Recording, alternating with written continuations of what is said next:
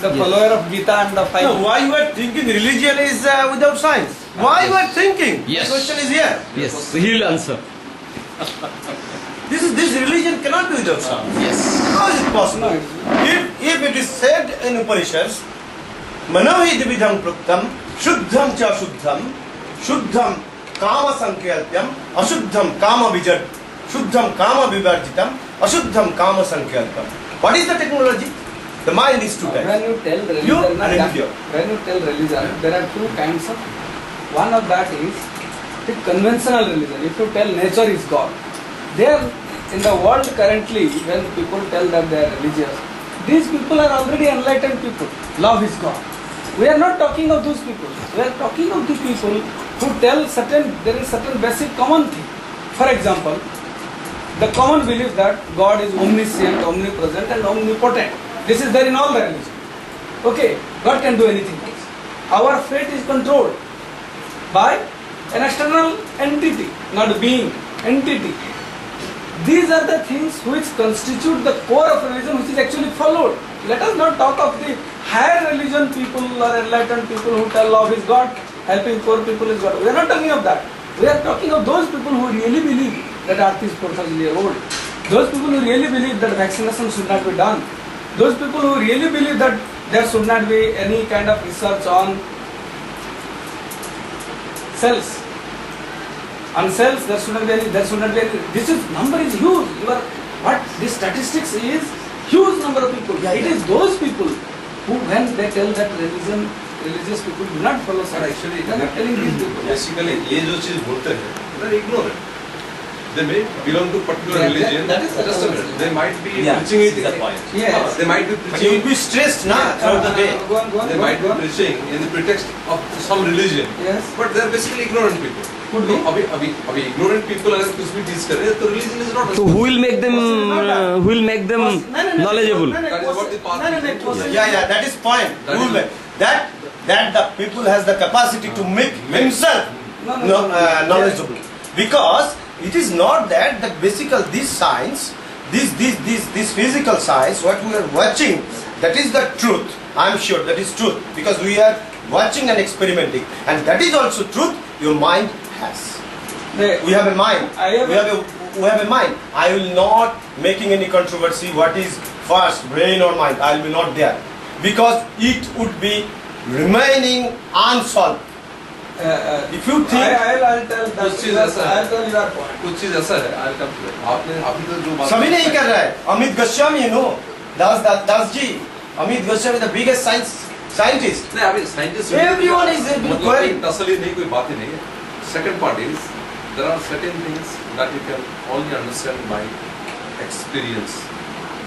How pile kicks a shot आप देख सकते हो, पढ़ सकते हो, फुटबॉल कैसे खेलते जान सकते हो, और शॉट आप नहीं मार सकते. वो मारने के लिए उसी लेवल पर उसको प्रैक्टिस करना.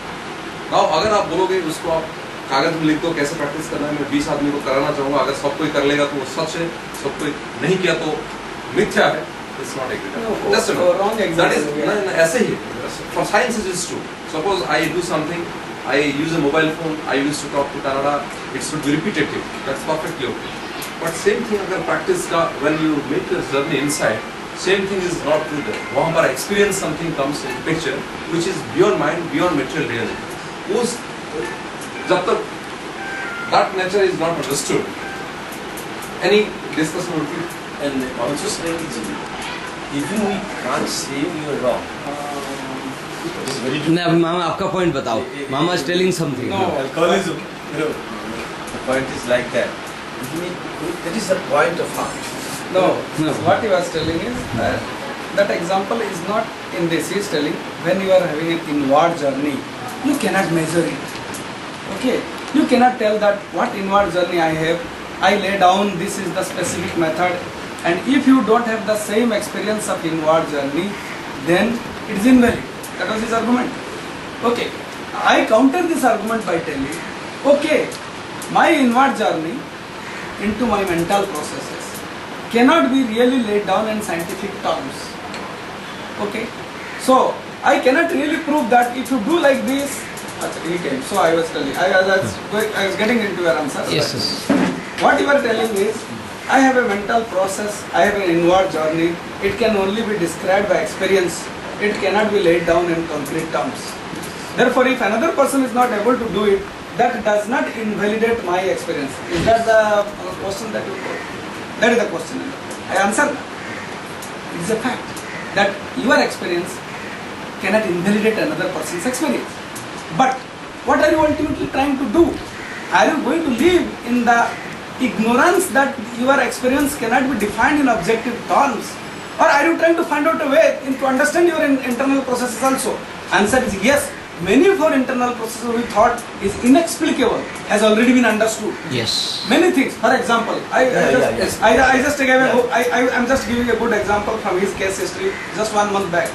A person who is a medical college professor, medical college chief medical superintendent, a higher person in designation to him, thought that she cannot swallow any food. No food can go. He went and told, I will put a catheter. The catheter went inside. See, you are a doctor. You are believing that the catheter can go. So why can't liquid food go? She told, no. Liquid food cannot go. No matter how he convinced, she told food cannot go. What was the result? She did not take food. Day, second day, third day, her weight dropped. Everybody tried to convince her, but she had this irrational belief that she cannot swallow food. Now, how is this irrational belief coming? It is an internal process. The patient in his mind is thinking, it is reasoning, it is logically explaining that these people are all wrong and I am right because of my thought.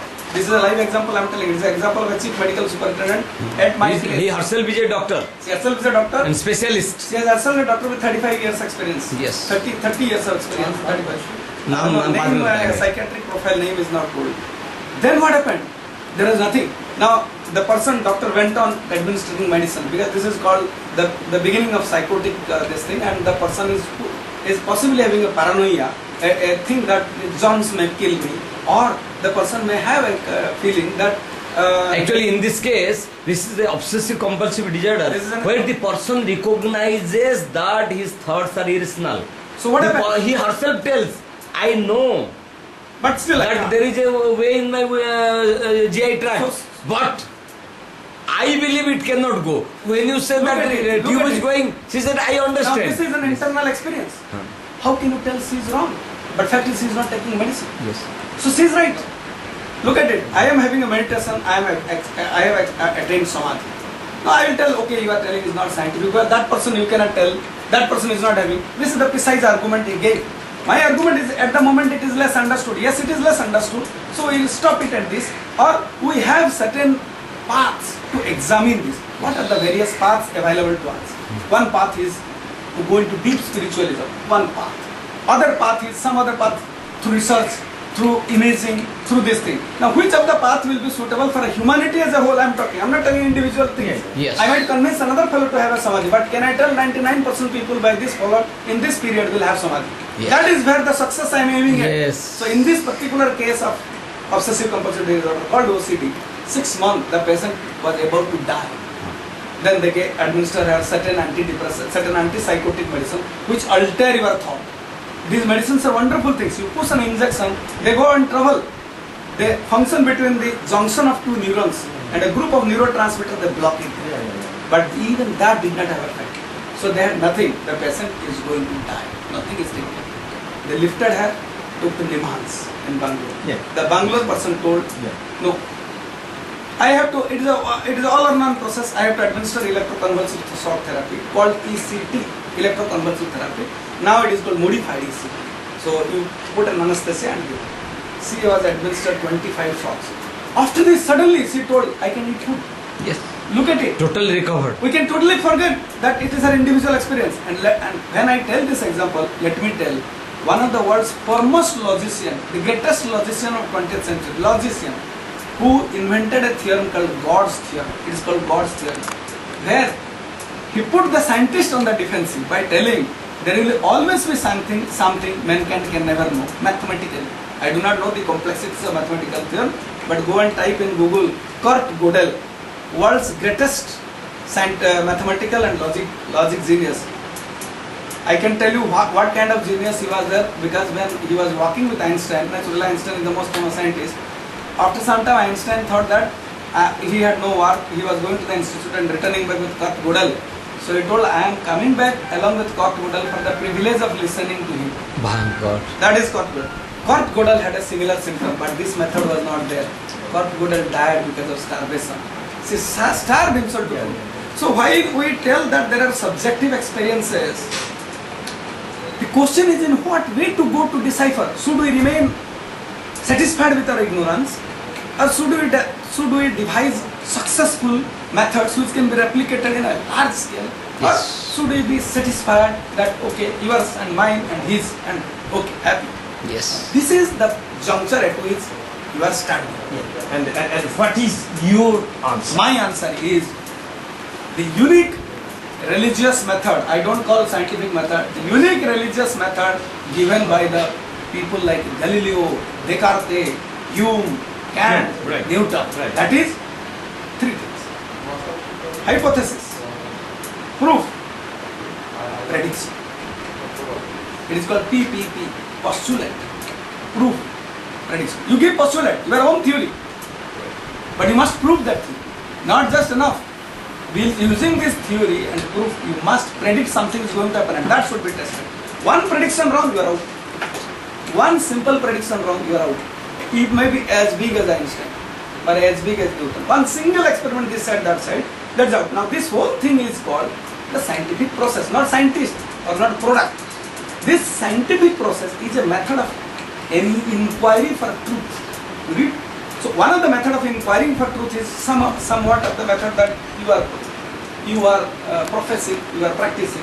Many people are practicing. This inquiry is a unique tool available to mankind.